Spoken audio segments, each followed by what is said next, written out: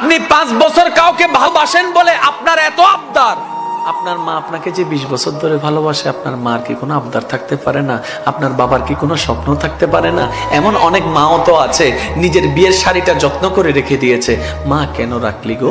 মা বলে যে আমার ছেলের জন্য যখন আমি বউ আনবো, আমার শাড়িটা দিয়ে কিন্তু আমি বউটা আনবো। এই স্বপ্নটা কখন থেকে দেখছেন জানেন? যখন আপনি কোলে ছিলেন।